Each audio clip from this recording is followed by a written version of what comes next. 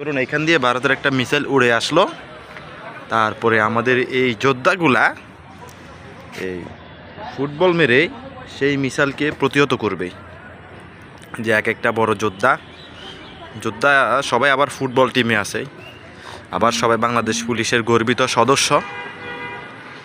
আমাদের প্রস্তুতি, যদি কেউ মিসাইল মারে ওনারা ফুটবল দিয়ে সেই মিসাইলকে প্রতিহত করবে এবং বাংলাদেশকে রক্ষা করবে। ওই যে দূর থেকে দেখুন এই মিসাইল প্রতিহতকারী যন্ত্র প্রত্যেকের হাতে হাতে একটি একটি করে আছে।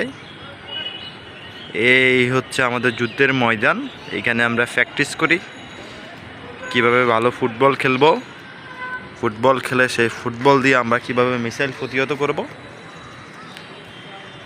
এই হচ্ছে আমাদের স্থাপনা, এই হচ্ছে আমাদের যোদ্ধাদ্বয়, তারা আমাদেরকে বহির্বিশ্বের আক্রমণ থেকে রক্ষা করবে। এই যে এখন একটু ভালো দেখাচ্ছে, সবাই হাতে মিসাইল, ধ্বংসকারী সেই পারমাণবিক ফুটবল সবার হাতে হাতে। এই হচ্ছে মোটামুটি আজকের আবহাওয়া। আমি ভিডিওটা এই জন্য বানালাম যে বর্তমান প্রেক্ষাপটে বিশ্বের বিভিন্ন দেশে যেভাবে যুদ্ধ লেগেই আছে, জানি না কখন বাংলাদেশও সেই যুদ্ধে জড়িয়ে পড়ে। বাংলাদেশ এমনিতে শান্তিকামী দেশ, যুদ্ধে জড়ানোর কোনো সম্ভাবনা নেই। তারপরেও বহির্বিশ্বের অন্যান্য দেশ থেকে যদি কোনো প্রকার মিসাইল বা কোনো প্রকার আক্রমণ আসে, সেই আক্রমণ প্রতিহত করার মতো বাংলাদেশে ন্যূনতম কোনো কিছু নেই। এদেশের মানুষ শুধুমাত্র ছুটে বেড়ায় কিভাবে তারা সার ডাক শুনবে, বিসিএস করতে হবে, এই জন্য তাদের জীবন সংগ্রাম সব কিছু এখানে।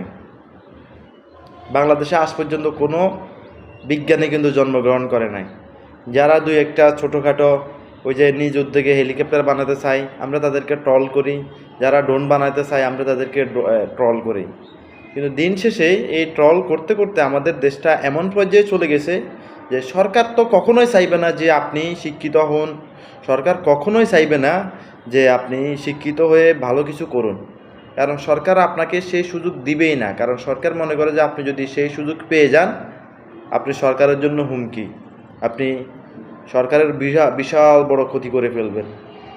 বাংলাদেশ স্বাধীন হয়েছে 1971 সালে, আজকে 2024, 50 বছরে বাংলাদেশের অর্জনটা কি?